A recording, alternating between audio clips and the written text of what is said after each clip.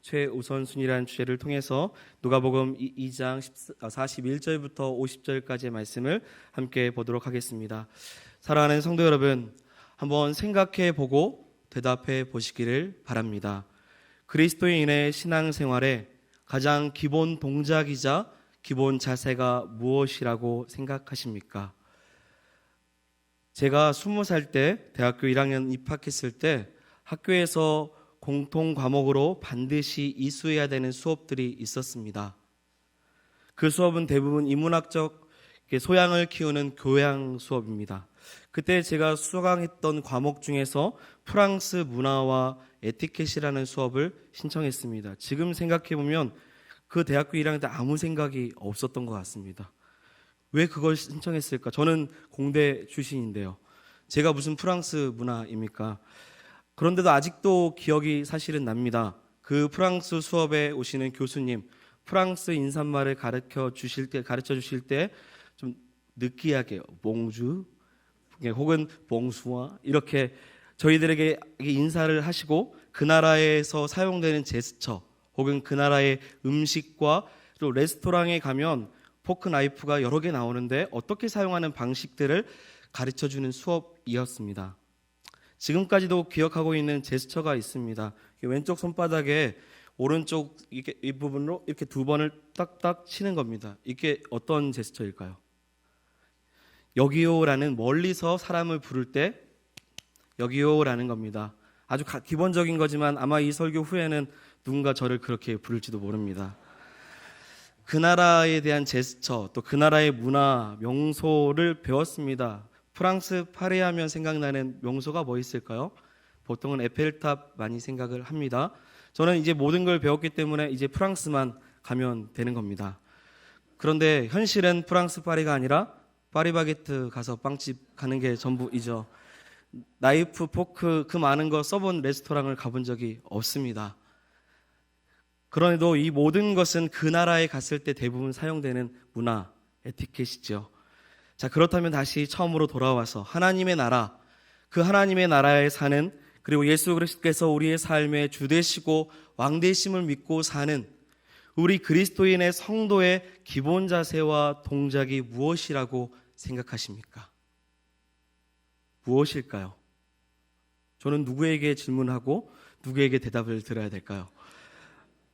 예배입니다. 오늘 당연히 최우선순위, 예배에 대한 이 성도가 하나님의 백성이 가장 기본적으로 가져야 될 이 기본 자세, 예배에 대해서 함께 나누고자 합니다.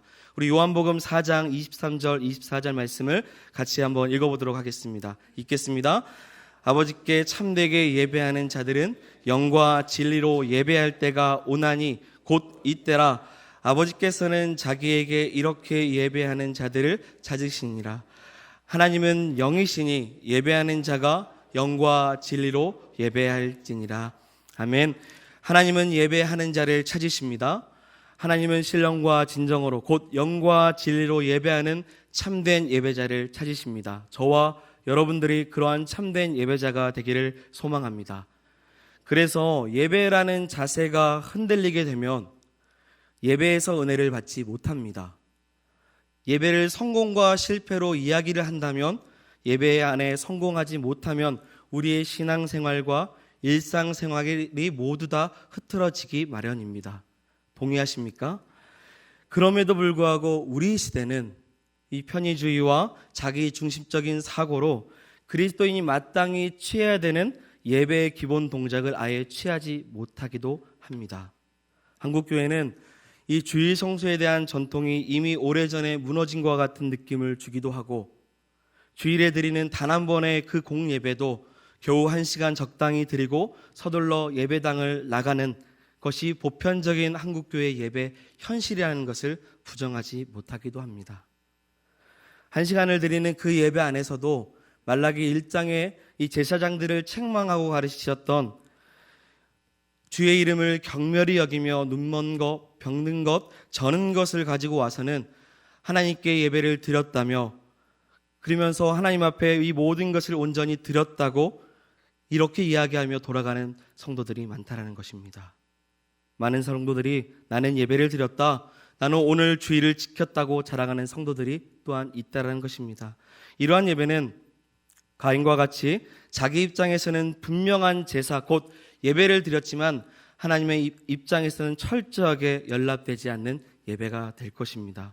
사랑하는 성도 여러분, 자리만 지키는 것이 예배가 아니기에 오늘 신령과 진정으로 우리가 예배하지 않는다면, 또한 믿음으로 하나님 앞에 예배하지 않는다면 우리가 드리는 예배가 과연 하나님 앞에 드려질까, 그런 두려움 속에서 우리의 예배를 점검해 봐야 됩니다. 그래서 저는 오늘 말씀을 통해 우리의 삶에 가장 귀하시고 우리의 삶의 주인 되신 이 예수님을 통하여 우리가 함께 배우고자 합니다. 그래서 성도에게 있어서 가장 기본적인 이 동작과 같은 예배, 그리고 핵심인 이 성전을 예수님은 어떻게 생각하는지를 함께 말씀을 통해 보고자 합니다. 먼저 오늘 말씀을 보니 유대 이스라엘의 최대 명절인 유월절을 맞이했습니다. 요셉과 마리아와 그리고 많은 친척들, 그리고 12살 된 예수님이 예루살렘으로 하나님을 예배하도록 올라갔다가 돌아오는 경험, 어떤 에피소드와 같은 이야기가 오늘 본문의 내용입니다. 그리고 한 주의 명절인 유월절을 잘 보내고 자기 동네 나사렛으로 돌아가고 있는데 예루살렘에 빠져나왔는데 그때 12살 되었던 예수님이 보이지 않는 것입니다. 부모인 요셉과 마리아는 처음에는 예수님께서 자기 친척들과 함께 있겠지라고 생각을 했습니다. 그런데 하룻길을 걸어가도 우리 주님 되신 예수님이 보이지 않는 것입니다. 그때 예수님은 12살 어린 소년이었습니다. 그래서 요셉과 마리아는 찾다가 보이지 않아서 아직 예수님이 예루살렘에서 길을 잃고 헤매고 있겠다라고 생각이 들어서 결국 다시 유월절을 보낸 예루살렘 도시로 들어가게 되었습니다. 그리고 나서 예루살렘 도시에서 12살 소년이 다닐 만한 곳을 이 골목 저 골목 다 찾기 시작합니다. 그런데 아직 어린 예수님을 찾지 못했던 것입니다. 유대 역사가 요세푸스가 쓴 유대 전쟁사라는 책에서 유월절 절기를 지키기 위해 이 예루살렘의 성전에 찾아드는 그 사람들의 숫자를 약 300만 명으로 이야기를 합니다. 저는 너무 과장된 숫자라고 생각이 듭니다. 다른 책을 보니 당시에 한 18만 명 정도가 이 명절에 참여했다고 합니다. 그 중에서 예루살렘 주민이 5만 5천을 제외한다면 순례객으로 약 12만 5천 명 정도로 추정할 수 있습니다. 어찌됐건 이 작은 땅에 그 주민보다 훨씬 많은 2배 혹은 그 이상으로 많은 사람들이 있는 예루살렘에서 그것도 12살 어린 예수님을 찾는다는 것은 결코 쉬운 일이 아닐 것입니다. 그래도 찾아야죠. 찾고 또 찾고 또 찾았습니다. 마침내 예수님을 찾게 되었습니다. 성도 여러분, 어디서 찾았습니까? 오늘 성경에 보니 예루살렘 성전에서 예수님을 찾았습니다. 그렇게 애타게 찾았던 어머니 마리아가 그 예수님을 예루살렘 성전에서 찾고 그 예수님에게 묻습니다. 오늘 본문 48절의 말씀을 읽어보도록 하겠습니다. 읽겠습니다. 그의 부모가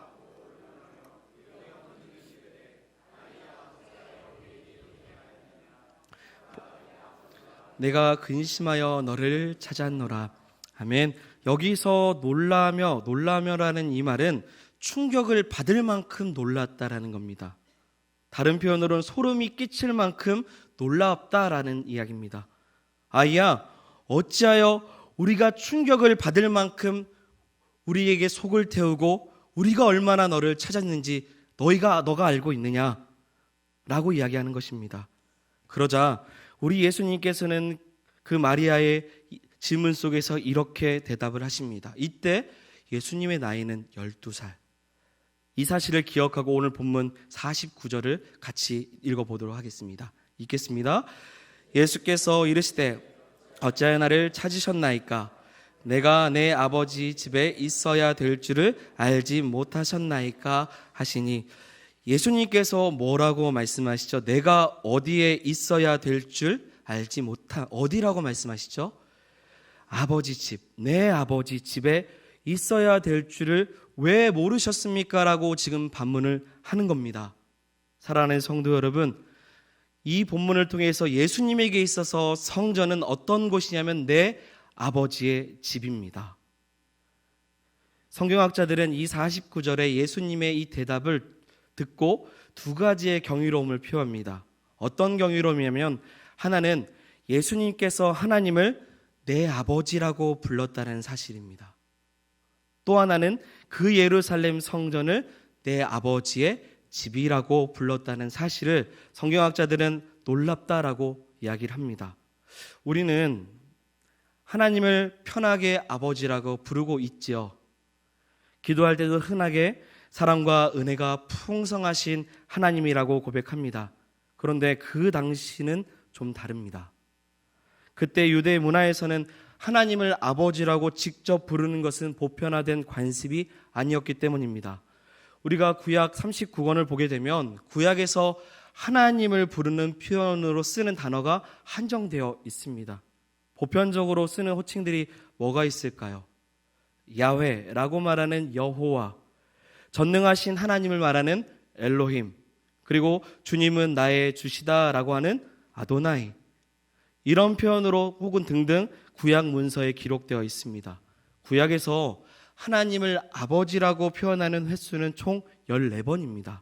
그것도 문서상의 표현이지 이 구어로나 혹은 일상 속에서 이렇게 부르는 것은 흔치 않고 거의 없는 것입니다. 그런데 불과 12살밖에 되지 않은 소년이 하나님을 지금 무엇이라고 부르고 있냐면 내 아버지, 그리고 하나님을 내 아버지로 부르는 것으로 끝나지 않아 한 걸음 더 나아가 하나님을 예배하는 그 성전을 내 아버지 집이라고 불렀습니다. 사랑하는 성도 여러분, 예수님에게 있어서 예루살렘에 있는 큰 성전이건 나사렛 동네의 작은 회당이건 예배하는 모든 곳은 하나님의 아버지의 집이었습니다. 이 말은 예수님에게 있어서 성전은 어떤 건물로만 존재하는 곳으로 여기지 않았다라는 것입니다. 예수님에게 성전은 하나님이 임재하시는 곳, 하나님께서 특별히 함께 하시는 곳으로 여겼습니다. 이 땅에 건물들이 많습니다. 그 건물들은 각각 주어진 역할에 감당하기 위해서 만들어졌습니다. 가옥은 이 개인 생활과 가족의 안정을 위해서 만들어졌습니다. 식당이라는 건물은 음식을 먹기도 하고 팔기도 하고 조리하기 위해서 만들어졌습니다. 만약에 식당에서 축구를 한다고 하거나 혹은 공부를 하는 도서관에서 노래를 부르고 춤을 춘다고 한다면, 그리고 이 모든 것이 허용된다고 하면 그것은 더 이상 식당이 아닙니다. 도서관도 아닐 것입니다. 이유는 만들어진 건물의 기능을 상실했기 때문입니다. 성전도 마찬가지입니다. 성전이 지어진 분명한 목적과 이유가 있습니다. 이 이유를 벗어나면 더 이상 그곳은 기능을 잃었기 때문에 성전이 아닌 것입니다. 예수님에게 있어서 이 땅의 예루살렘 성전은 내 아버지 집, 아버지가 계신 곳이었습니다. 그렇기 때문에 더럽혀지거나 함부로 여겨지는 것을 굉장히 싫어하셨던 것입니다. 요한복음 2장 14절 이하의 말씀을 보게 되면 예수님께서 성전 안에서 소와 양과 비둘기를 파는 사람과 돈을 환전하는 사람을 보시고 이 노끈을 채찍으로 만들어서 양과 소를 다 쫓아냅니다. 그리고 환전하는 사람들의 돈을 쏟으면서 그 상을 뒤집어 엎습니다. 그러면서 예수님께서는 말씀을 하십니다.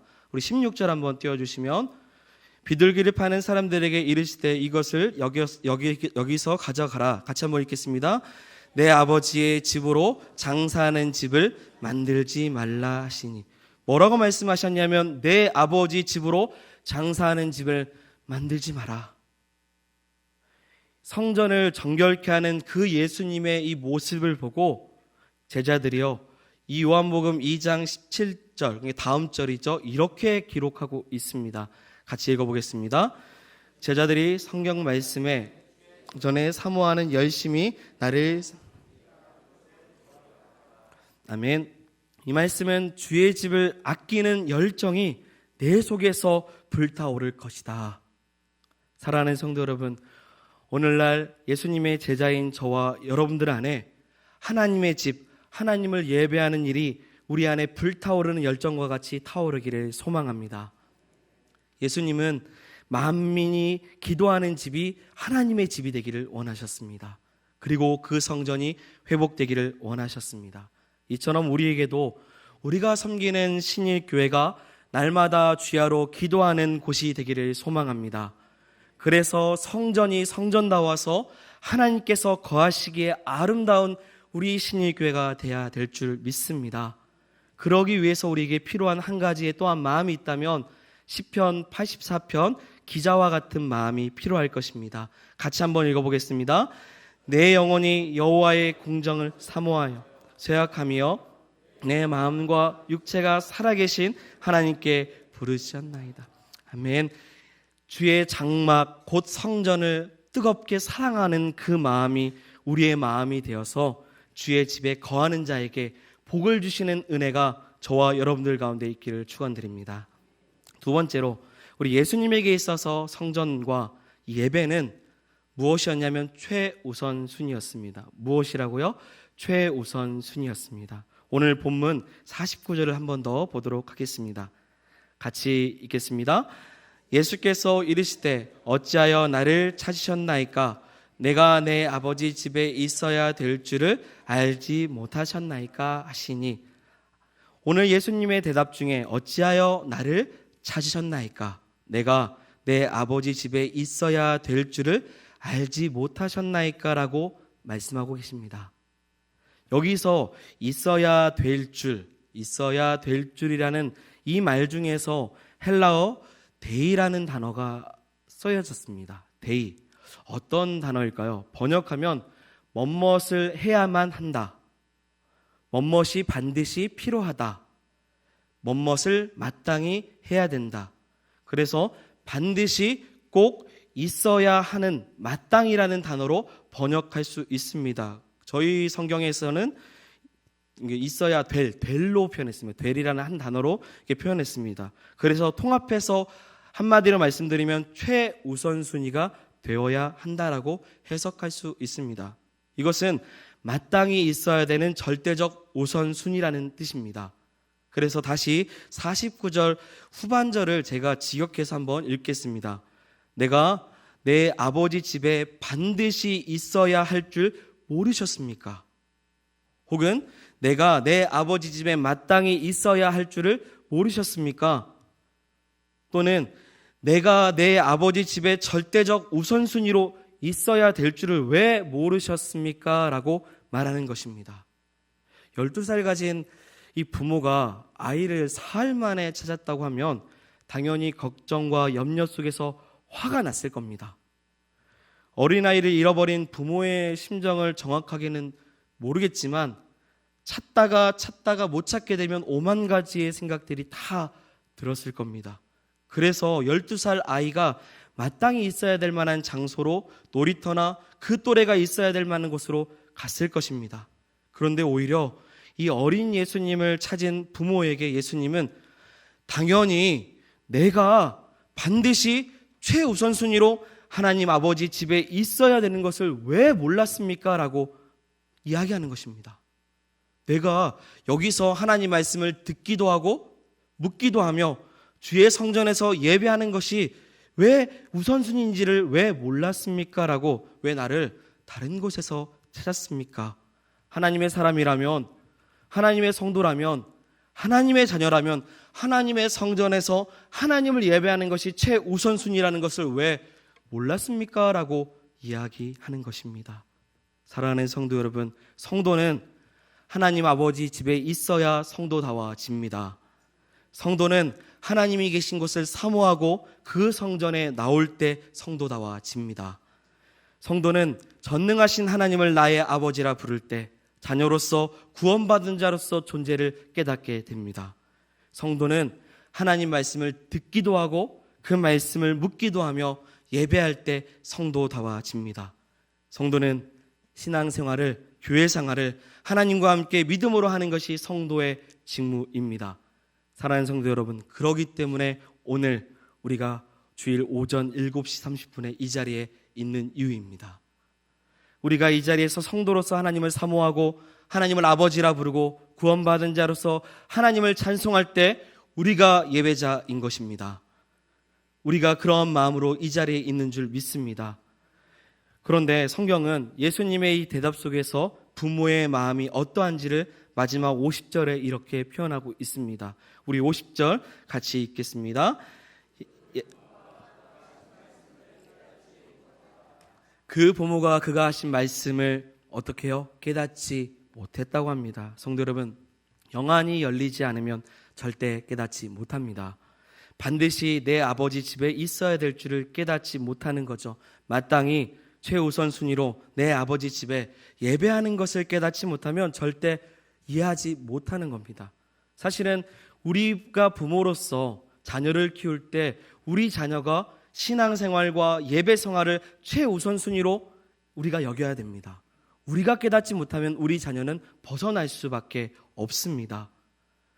깨어있지 못하는 세상 사람들은 말합니다. 한 주간의 모든 삶이 너무 바쁘고 또 학생들은 공부하느라 여유도 없는데 가장 황금과 같은 시간, 주일이죠. 그 일요일에 유일하게 쓸 수 있는 휴식과 그 여행을 보낼 수 있는 이날에 왜 이렇게 교회에 얽매여서 저렇게 시간을 보내는지 모르겠다라고 이야기합니다. 깨닫지 못했기 때문이죠. 그런데 저는 이 말씀 준비하면서 이런 생각이 들었습니다. 이런 말은 꼭 세상 사람들만 하는 것이 아니구나. 이 땅에 사는 수많은 교인들도 하고 있다는 겁니다. 주일, 주님을 예배하는 것을 뒷전에 두고 내 삶이 더 중요하다고 말하는 사람들이 있다는 거죠. 내 삶의 우선순위를 앞세워서 주님을 예배하는 것보다, 주님을 경배하는 것보다, 주님을 만나는 것보다 더 마땅히 내가 해야 될 일이 있다고 생각하는 사람도 있습니다. 그러한 사람들에게 주의를 지키는 것은 최우선순위가 아닙니다. 반드시 마땅히 최우선순위라는 단어를 절대 쓸 필요가 없습니다. 오히려 내가 아버지 집에 있어야 될 줄 몰랐냐라고 말하는 그 예수님과 주의를 지키기 위해서 힘쓰며 이 성전에 나온 믿음의 성도들의 모습을 보면서 오히려 미련하다, 빡빡하다, 여유가 없다고 오히려 그들을 조롱하며 나아갑니다. 사랑하는 성도 여러분, 주일은 편의를 따지는 날이 아닌 줄 믿습니다. 어떻게 하면 주의 날에 이 주의 성전에 더욱더 머물러서 주의 사랑을 경험하고 주의 말씀을 듣기도 하고 함께 나눌 수 있을까? 간절히 기대하고 사모하여서 더 주의 날을 머물 수 있는 것이 우리의 고민이고 우리의 행복이 되어야 될 줄 믿습니다. 로마서 8장 14절부터 16절까지의 말씀을 빗대어서 말씀드리면 무릇 하나님의 영으로 인도함을 받은 사람은 곧 하나님의 아들입니다. 우리는 더 이상 종의 영이 아니라 양자의 영을 받았으므로 하나님을 아바 아버지라 부르는 사람들입니다. 성령께서 우리가 하나님의 자녀인 것을 증명하셨습니다. 그러기에 자녀된 우리도 예수님처럼 성전, 그곳이 하나님 아버지의 집, 그리고 예배가 최우선순위가 되기를 소망합니다. 저는 오늘 말씀을 준비한 계기가 있습니다. 저번 주 주보에 목회 칼럼에 이것만은 꼭 알아두십시오, 이 새생명 축제를 준비할 수 있는 준비 사항들을 적어 있는 내용을 봤습니다. 그 내용을 보니 오전 일부 예배, 10월 27일 오전 일부 예배가 있습니다라는 글귀, 그리고 또 하나 그 다음 나오는 글귀가 눈에 들어왔습니다. 무슨 말이냐면 태신자가 없어도 뭘 포기하지 마십시오? 예배를 포기하지 마십시오. 주일 오전 일부 예배가 있습니다. 이 문구를 보고 마음이 뛰었습니다. 기도하고 그리고 기도하며 말씀을 준비하게 되었습니다. 태신자 중요합니다. 1년 동안 혹은 수년 동안 우리가 기도로 영혼을 품고 나오기 때문에 이 날이 천국잔치고 이 천국잔치를 허락하신 하나님을 찬양합니다. 그래도 태신자가 없다고 예배를 포기해서는 안 됩니다. 예배는 선택이 아닙니다. 최우선 순위가 되어야 될 줄 믿습니다. 태신자가 있어서 구도자적인 예배를 드리는 가운데서도 여전히 우리의 시선과 마음은 하나님의 영광을 바라봐야 될 줄 믿습니다. 예배를 놓쳐서는 안 됩니다. 사람이 많고 적음이 우리의 기쁨이 아니라 우리 하나님께서 우리의 새 생명 축제 가운데 계시느냐, 계시지 않느냐가 우리의 그것이 기쁨이 되기를 소망합니다. 우리만의 축제가 아닙니다. 천국잔치가 되려고 한다면, 천국잔치라고 여긴다면 살아계신 하나님만을 바라보기를 소망합니다. 그래서 예배와 성전의 핵심은 얼마나 좋은 성전에서 예배하느냐도 아닙니다. 얼마나 많이 모였느냐도 아닙니다. 더 중요한 것은 하나님을 진실한 마음으로 영과 진리로 예배하느냐, 하나님의 임재를 사모하느냐, 이 사실을 믿는 것입니다. 말씀을 정리하겠습니다. 사랑하는 성도 여러분, 오늘 말씀을 기억하면서 자신의 주일의 삶을 한번 돌아보시기를 바랍니다. 하나님을 예배하는 일을 가장 최우선에 두고 계십니까?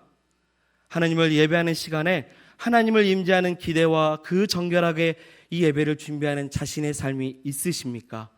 혹은 마르다와 같이 주일 봉사에 지치고 분주하여서 진짜 더 우선순위로 예수님 발 앞에 나와 말씀을 듣는 것, 그 우선순위를 혹은 놓치고 있지는 않습니까? 저는 이 아침에 오신 모든 분들이 예배와 성전을 최우선순위로 두시는 분이신 줄 믿습니다. 그렇기 때문에 오늘 예수님의 가르침처럼 이 성전을 향한 마음과 예배를 향한 이 모든 태도를 통하여서 하나님께서 우리 가운데 임하시기를 소망합니다. 우리가 드리는 모든 새생명 축제 가운데 오직 하나님 영광 받아 주시옵소서. 우리의 최우선순위는 주님만 바라보는 것입니다. 이렇게 믿음으로 고백하는 믿음의 성도가 되시기를 주의 이름으로 축원드립니다. 아멘.